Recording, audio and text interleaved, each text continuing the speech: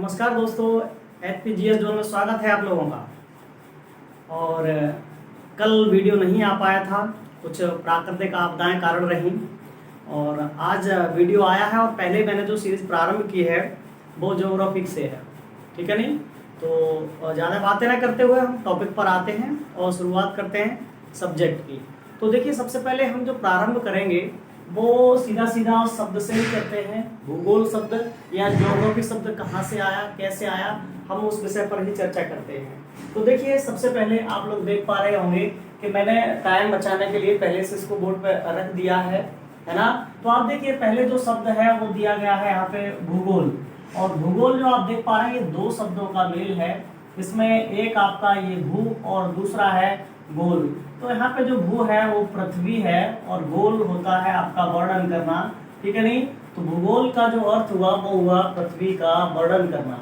इसको आप लोग देख पा रहे हैं कि जो इसका इंग्लिश शब्द होता है वो ज्योग्राफी है। और ये जो ज्योग्राफी है ये भी दो शब्दों से मिलकर बना हुआ है, एक जियो और ग्राफी। अच्छा, ये जो शब्द है वो इसकी उत्पत्ति लैटिन भाषा से है, ठीक है नहीं। तो लैटिन भाषा के ही है ये दोनों शब्द और इनका हिंदी में जो अर्थ निकलता है वो है पृथ्वी का वर्णन करना, ठीक है ना। तो ये आपका भूगोल और ज्योग्राफी है। इसके बाद कई एक बार कोई भी सब्जेक्ट रहा हो, आप लोग जानते हैं कि उसके जनक की बात करते हैं कि और जनक अधिकतर उन्हीं लोगों को कहा जाता है जिन लोगों ने पहला क्रमिक ज्ञान दिया है, वही व्यक्ति उस सब्जेक्ट के जनक कहलाते हैं। तो हम अगर देखें भूगोल के अगर जनकों की बात करें तो सबसे पहले देखिए, मैंने यहाँ जनकों को लिख दिया है, मैं आपको बताता चलता हूँ, आप लोग इनको सब नोट कर लेंगे। तो देखिए, जैसे सबसे अगर हम पहली बात करें कि भूगोल के जनक, भूगोल के अगर जनक की बात करें तो भूगोल के जो जनक है वो हिकेटियस है। हिकेटियस को भूगोल का जनक कहा जाता है। हिकेटियस यूनान के निवासी थे। हिकेटियस यूनान के निवासी थे और इन्होंने जो किताब लिखी है, इनकी जो पुस्तक है उस पुस्तक का नाम है आपका जस पीरियोडस। कभी कभी ऐसे क्वेश्चन भी आ जाता है कि भूगोल की पहली क्रमिक या क्रमबद्ध किताब कौन सी है। तो भूगोल की जो पहली क्रमबद्ध किताब है उसका नाम भी क्या है, जस पीरियोडस है, ठीक है। इसके बाद देखिए, अगला जो है वो व्यवस्थित भूगोल के जनक। अगले जो मैंने लिखे हैं आपके दूसरे नंबर पे वो है व्यवस्थित भूगोल के जनक। तो व्यवस्थित भूगोल का जो जनक है वो इराटोस्थनीज को कहा जाता है। और अगर हम बात करें कि ये कहाँ के थे तो इराटोस्थनीज भी यूनान के ही थे, ये भी यूनान के ही थे। हाँ, एक और बात मैं आपको बता दूं कि इराटोस्थनीज जो है वो ज्योग्राफी का शब्द के जनक भी हैं, या हम ये कहेंगे जो ये ज्योग्राफी शब्द है उसके जनक कौन है, तो सही मायने में इस शब्द के जनक हैं इराटोस्थनीज जो यूनान से थे, ठीक है। अगला देखिए, तीसरे नंबर पर जो लिखा हुआ है वो है आपका भौतिक भूगोल। तो सबसे पहले मैं भौतिक भूगोल के बारे में आपको बताऊं तो भौतिक भूगोल के बारे में हम बात करेंगे तो जो प्राकृतिक चीजें हैं, प्राकृतिक चीजों का जो अध्ययन है वो क्या कहलाता है, भौतिक भूगोल कहलाता है। अब भौतिक भूगोल के जो जनक हैं वो है पॉलीडोनियम जो ग्रीस से थे, है ना। इसके बाद अगला है आपका सांस्कृतिक भूगोल। और सांस्कृतिक भूगोल के जो जनक हैं वो है कार्ल ओ सावर जो अमेरिका या जिसको हम कहेंगे USA, United states of America, यहाँ के निवासी थे। और देखो, सांस्कृतिक भूगोल में पढ़ते क्या है वो समझ लें। तो सांस्कृतिक भूगोल में हम लोग पर्यावरण, या हम ये कहेंगे कि जो हमारा समाज है, समाज में जो भी सामंजस्यताएं हैं, ठीक है नहीं, उनके विषय में अध्ययन ही क्या कहलाता है, सांस्कृतिक भूगोल कहलाता है, जिसको हम पर्यावरणीय अध्ययन भी बोल देते हैं, ठीक है। इसके बाद अगला देखिए, अगले ही क्रम में आपके ये गणितीय भूगोल। तो गणितीय भूगोल के जो जनक कहलाते हैं वो है आपके एनेक्सिमींडर, ये ग्रीक के निवासी थे एनेक्सिमींडर। और देखिए, ये जो गणितीय भूगोल है, गणितीय भूगोल में हम जो अध्ययन करते हैं वो किन किन चीज़ों का अध्ययन करते हैं।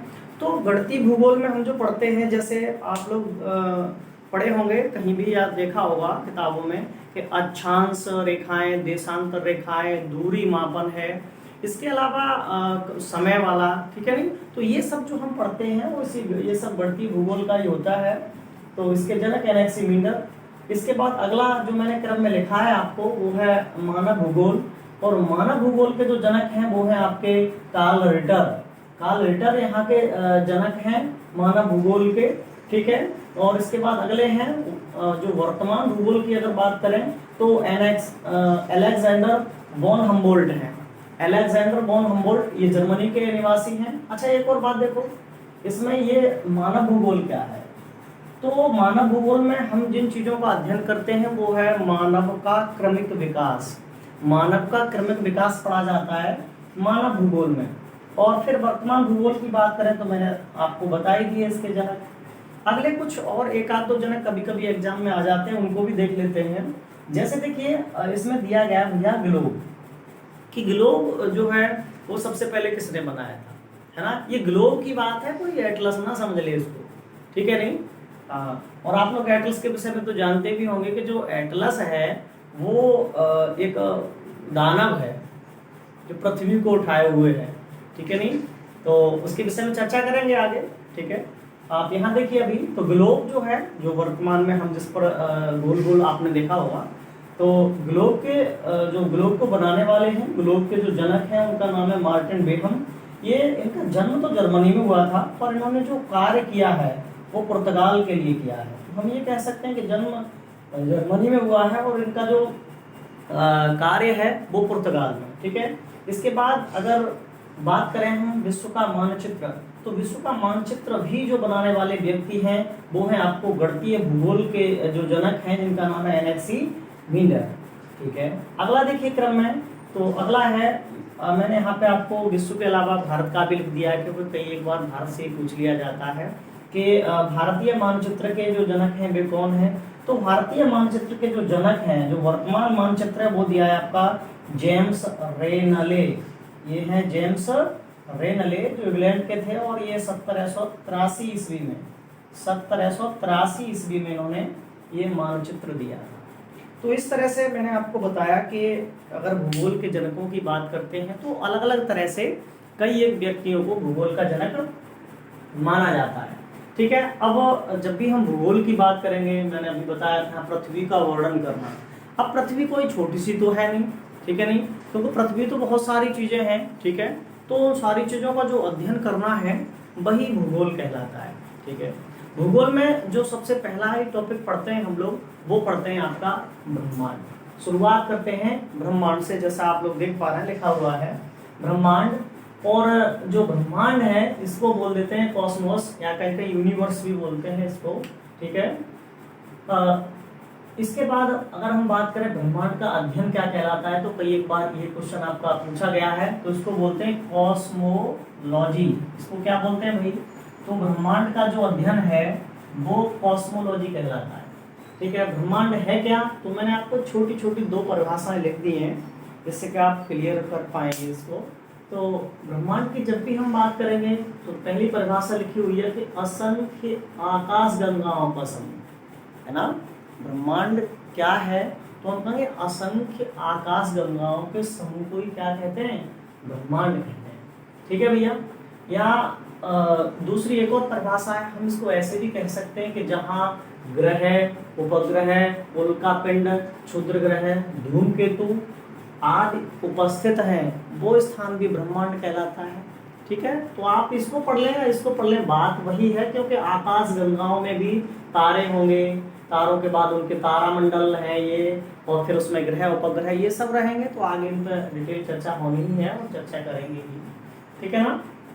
तो ये ब्रह्मांड से है। अगला देखिए इसमें उत्पत्ति के विषय में कि ब्रह्मांड बना कैसे है या इसकी जो उत्पत्ति है वो कैसे हुई है। तो अलग अलग लोगों ने इसके विषय में अलग अलग बातें कही हैं, ठीक है ना। अलग अलग व्यक्तियों के अलग अलग विचार हैं। जैसे मैंने आपको यहाँ पे 2-3 व्यक्तियों के नाम लिख दिए हैं। पहला है बिग बैंग सिद्धांत, ठीक है। बिग बैंग सिद्धांत जो दिया है वो दिया है जॉर्ज लेमेंटर ने।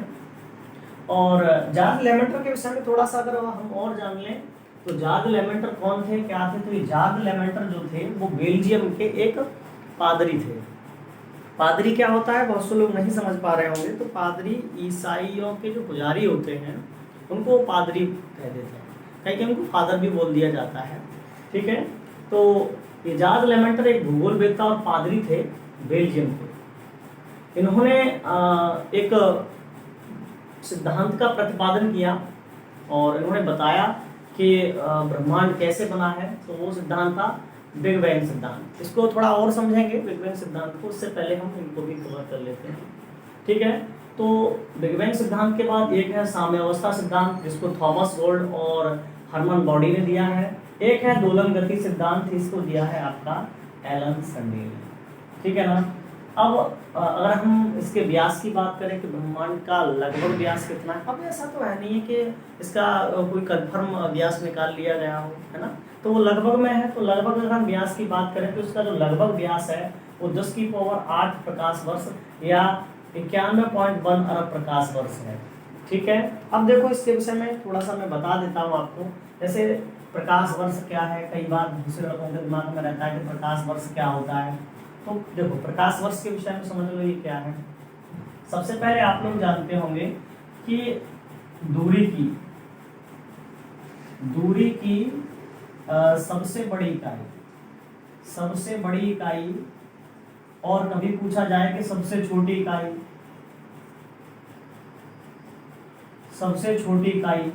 तो दूरी की सबसे बड़ी इकाई और सबसे छोटी इकाई कई बार एग्जाम में आ जाता है।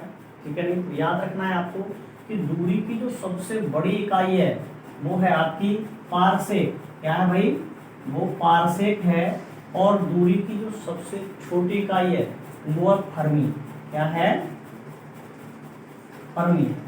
ठीक है, अब ये होते क्या है, इसको भी कहीं भी नोट कर दिया, आप नोट कर लेंगे। ठीक है ना, और मैं आपको ये बता भी देता हूँ ये क्या है। तो सबसे पहले देखो, अगर हम प्रकाश वर्ष की बात करें तो एक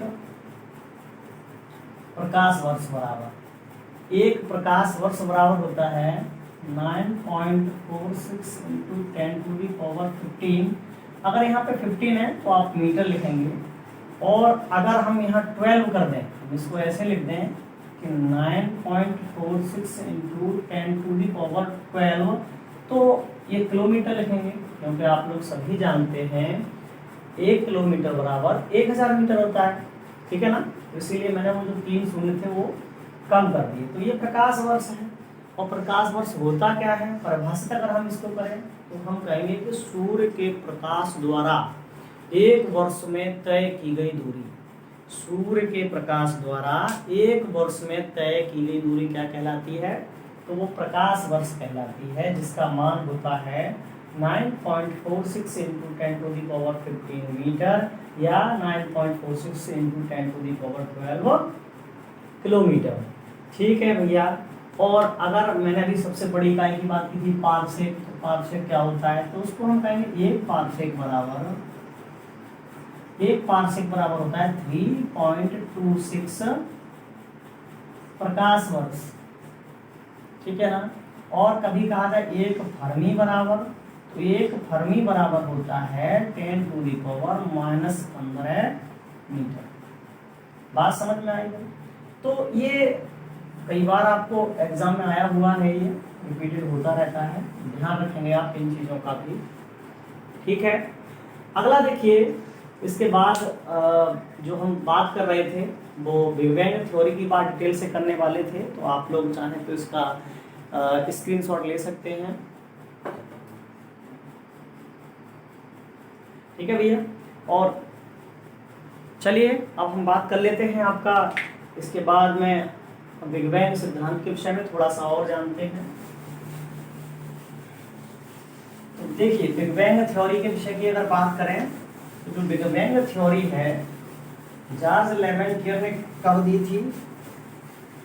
बिग बैंग थ्योरी हिंदी में इसको कह देते हैं महाविस्फोट सिद्धांत। महाविस्फोट सिद्धांत। ठीक है भैया। अब देखिए जो बिग बैंग थ्योरी है और जो महाविस्फोट सिद्धांत है, अगर इसकी बात करें तो इसके जो जनक रहे हैं, जनक की बात करो या प्रतिपादक कह सकते हैं, इसके जो जनक माने जाते हैं वो माने जाते हैं आपके जॉर्ज लेमेंटियर। जॉर्ज लेमेंटर या जॉर्ज लेमेंटियर कहाँ के थे ये, तो बता चुका हूँ पहले ही कि ये बेल्जियम, कहाँ के थे, बेल्जियम के निवासी थे। क्या थे पेशे से, बताया था मैंने, ये पेशे से थे एक पादरी। तो पेशे से एक पादरी थे, और पादरी के अलावा ये भूगोलवेत्ता भी थे। तो एवं भूगोलवेत्ता, तो ये भूगोलवेत्ता भी थे। इन्होंने 19वीं सदी के अंत में ये बताया था कि महाविस्फोट से ब्रह्मांड बना है, ठीक है। और फिर इनकी बात को जो वाल्टेयर व्यक्ति थे उन्होंने बाद में सिद्ध किया था कि हाँ भाई ये इनकी बात जो सिद्ध हुई है, हम कहेंगे 1960 से 70 ईस्वी के मध्य जाकर सिद्ध हुई है। अब ये है क्या बिग बैंग, इसे भी देख लेते हैं। तो देखो, अगर हम बिग बैंग की बात करें कि बिग बैंग थ्योरी है क्या, तो जो बिग बैंग थ्योरी है उसमें हम कहेंगे कि लगभग ये जो बात है बिग बैंग थ्योरी वाली, ये वास्तव में जो बात है वो है आपकी 12 से 14 अरब वर्ष पहले की बात है। 12 से 14 अरब वर्ष पहले ये विस्फोट हुआ है। और जो ये विस्फोट हो गया बिग बैंग सिद्धांत, इसके बाद देखो इसका असर इतना तेज था कि आज भी ब्रह्मांड बढ़ता ही जा रहा है, इसका क्षेत्र फैलता ही जा रहा है, ठीक है ना। एक और देखो, अगर हम इसकी बात करें तो इसमें जो सबसे पहले विस्फोट के बाद में बनना शुरू हुआ वो धीरे धीरे परमाणु, है ना। परमाणु के बाद फिर आपके अणु बनना शुरू हुए, जैसे आपने सुना वो इलेक्ट्रॉन, न्यूट्रॉन, ठीक है नहीं। तो न्यूट्रॉन, प्रोटॉन्स वगैरह यहाँ पे बनना शुरू हुए थे, न्यूट्रॉन और प्रोटॉन्स विशेष तौर पर तो बनना शुरू हुए। और उनके बनने के बाद में फिर गैसें बनना शुरू हुई। और गैसों की बात अगर करते हैं तो सबसे ज़्यादा ब्रह्मांड में जो गैसें व्याप्त हैं उनमें सबसे ज़्यादा है आपकी हाइड्रोजन, और फिर दूसरा नंबर है हीलियम का, ठीक है नहीं। इनमें हाइड्रोजन और हीलियम ही है जो कि तारों को इतनी ऊष्मा और प्रकाश दे रही है ना। क्योंकि जो हाइड्रोजन है वो हीलियम में परिवर्तित होती रहती है और लगातार एक विस्फोट होता है, और इस तरह से वो जो ऊर्जा है वो मिलती रहती है आपके तारों को, फिर तारों से सबको मिलती रहती है, ठीक है नहीं। और सूर्य में और थोड़ा सा उसके बारे में डिटेल कर लेंगे, अभी तो अगला देखिए। इसके बाद की अगर बात करें तो ये जो विस्फोट है, ये विस्फोट हुआ और फिर धीरे धीरे सभी आपके ये आकाश गंगाएं बनना शुरू हुई, और आकाश गंगाओं से फिर जो बनना शुरू हुए वो आपके तारामंडल और फिर ग्रह, उपग्रह, ठीक है नहीं। तो सभी तारों के लगभग अपने अपने परिवार हैं, जैसे हमारे सूर्य का है सौर परिवार, तो सौर परिवार की चर्चा कल करेंगे, ठीक है। इसके बाद ये बिग बैंग थ्योरी के बाद जो हम बात करते हैं वो एक टॉपिक और पढ़ लेते हैं इसमें, वो है आपका ब्रह्मांड की अवधारणाएं, ठीक है। तो आपने ये नोट कर लिया होगा, समझ गया होगा उम्मीद है। अगला इसमें हम एक टॉपिक और पढ़ लेंगे, वो जो पढ़ने वाले हैं वो है आपकी ब्रह्मांड की अवधारणाएं और पढ़ेंगे। तो ब्रह्मांड के विषय में लोगों की क्या क्या अवधारणाएं रही हैं, इनमें कुछ अवधारणाएं बहुत प्रमुख हैं। मैं आपको 2-3 अवधारणाएं बताता हूं जो ज़्यादा प्रमुख हैं। जैसे पहली अवधारणा, ब्रह्मांड के विषय में जो पहली अवधारणा आई है वो आई थी आपकी 140 ईस्वी में मिस्र परंपराओं के अनुसार। 140 ईस्वी में मिस्र परंपराओं के अनुसार टॉलमी ने भूकेंद्रीय सिद्धांत दिया। टॉलमी ने जो सिद्धांत दिया उस सिद्धांत का नाम क्या है, तो भूकेंद्रीय सिद्धांत। और कई बार ये सिद्धांत एग्जाम्स में पूछा गया है आप लोगों से, ठीक है नहीं। सिद्धांत क्या है, तो भूकेंद्रीय। भूकेंद्रीय का मतलब भूमि, पृथ्वी, केंद्रीय का मतलब केंद्र में। जैसे आज हमें पता है कि सूर्य केंद्र में है ना। तो ये पहले कंफर्म ही नहीं था कि सूर्य केंद्र में है पृथ्वी। तो जो लोग मानते थे वो किसको मानते थे केंद्र में, पृथ्वी को। और ये टॉलमी ने बताया था सबसे पहले। अब जब हमको नहीं पता है तो कोई बताएगा तो मानना पड़ेगा। तो वही था कि 140 में मिस्र परंपराओं के अनुसार टॉलमी ने बता दिया, भूकेंद्रीय सिद्धांत दिया, ठीक है। इसके बाद दूसरा जो सिद्धांत है वो आपका है ये 5वीं सदी में 5वीं